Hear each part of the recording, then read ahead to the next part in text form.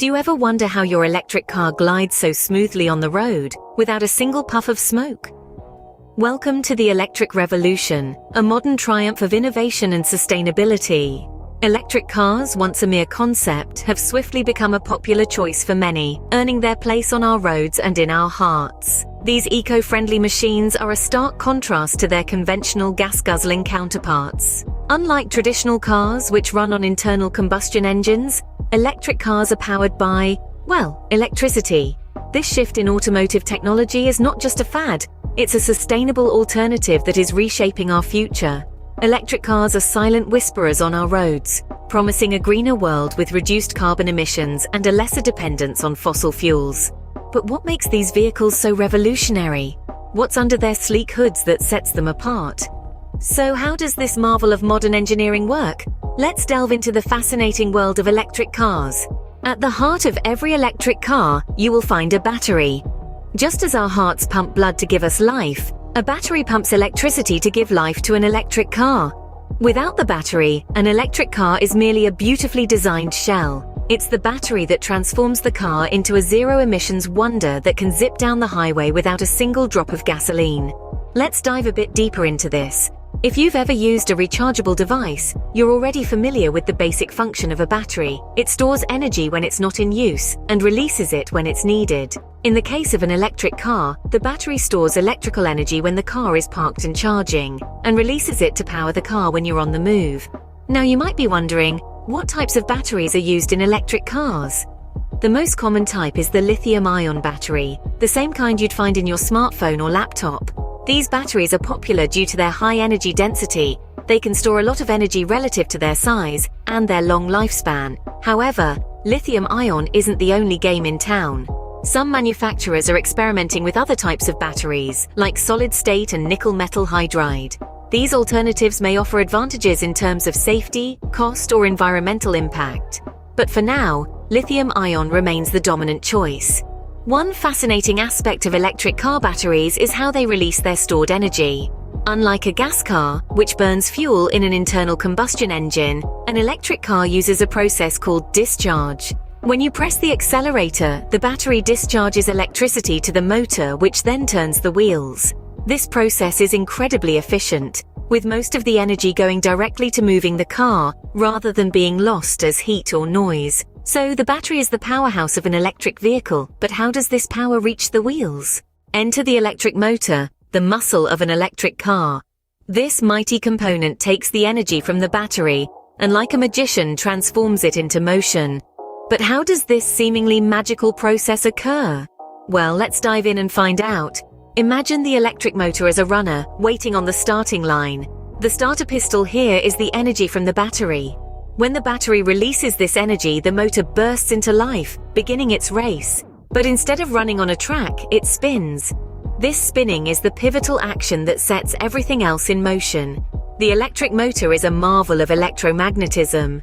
Inside, it has magnets and a coil of wire. When the electric current from the battery passes through this coil, it creates a magnetic field. This magnetic field interacts with the magnets, causing the coil to spin. It's like a dance of invisible forces, creating a whirl of motion from a still silent battery. This spinning action doesn't just stay inside the motor, it's transferred to the wheels of the car through a device called a transmission. Think of the transmission as the messenger, delivering the spinning action from the motor to the wheels. When the wheels receive this spinning motion, they start to turn and the car begins to move. It's a beautifully orchestrated process where each part plays a crucial role. But what's truly remarkable about the electric motor is its efficiency. Unlike traditional internal combustion engines, which waste a lot of energy as heat, electric motors convert almost all the energy they receive into motion. They're like the star students of the energy world, making the most of every bit of energy they're given. So the battery provides the energy, and the electric motor turns this energy into motion. But what about the control system? The control system is the brain of an electric car.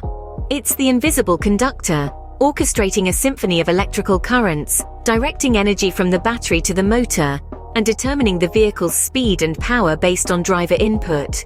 But how does it do all this? Let's delve into the fascinating world of control systems. Imagine the control system as a sophisticated traffic cop standing at a busy intersection of energy. The battery, a powerhouse of stored electricity, is ready to unleash its potential. But it needs direction. That's where the control system steps in. The controller keeps a watchful eye on the driver's actions. As the driver presses the accelerator, the control system reads this input and dictates the amount of energy that should flow from the battery to the motor. Press harder on the accelerator, and the control system allows more energy to flow, which in turn spins the motor faster, propelling the car forward with greater speed. But it doesn't stop there. The control system also adjusts the power output of the motor. If you're cruising along a flat road, a lower power output suffices. But as soon as you start uphill, the control system recognizes the need for more power and instructs the motor to draw more energy from the battery. This dynamic relationship between the control system and the motor ensures efficient use of the battery's energy and provides a smoother, more responsive driving experience. It's like having a personal chauffeur who understands your driving style and adjusts the car's performance to match. In essence, the control system is a marvel of modern engineering, a testament to our ability to harness and control the raw power of electricity. It's the silent maestro, conducting an electrical orchestra that makes an electric vehicle more than just a car. It's a finely tuned, brilliantly orchestrated electrical marvel. So the control system manages the energy flow in the car, but what happens when you need to stop or slow down? Well, that's a story for another scene. Stay tuned as we delve into the world of regenerative braking systems. The regenerative braking system is one of the unique features of electric cars. Now, you may be wondering, what makes it so special? Well, unlike traditional braking systems, which dissipate the vehicle's kinetic energy as heat, the regenerative braking system does something quite clever. It captures and converts this energy, feeding it back into the battery. Let's break it down. As you press the brake pedal in an electric car, the electric motor switches roles and acts as a generator. This process, known as regenerative braking, begins to slow the car down. The wheels drive the motor in this generator mode, creating a resistance which slows down the vehicle. But the real magic happens next. The energy created by the motor generator, which would otherwise be wasted as heat in a conventional car, is converted into electrical energy. This energy is then fed back into the battery, effectively recharging it. So instead of wasting precious energy every time you brake, your electric car is reclaiming it, improving the vehicle's overall efficiency. Now, it's important to note that the regenerative braking system doesn't replace the traditional braking system entirely. Instead, it works in harmony with it. When you press lightly on the brake pedal, the regenerative brakes are activated. But when you press hard on the brake pedal, for instance, in an emergency stop, the traditional hydraulic brakes take over to ensure the car stops safely. And there's another thing. The regenerative braking system isn't just about efficiency. It also contributes to the longevity of the car. By using the electric motor for slowing down, it reduces the wear and tear on the mechanical brakes, extending their lifespan. In essence, the regenerative braking system is a brilliant bit of engineering that harnesses wasted energy, feeds it back into your car's battery, and even helps to extend the life of your vehicle's parts. This ingenious system not only helps to slow down the car, but also recovers energy in the process. So we've taken a tour of the key components of an electric car.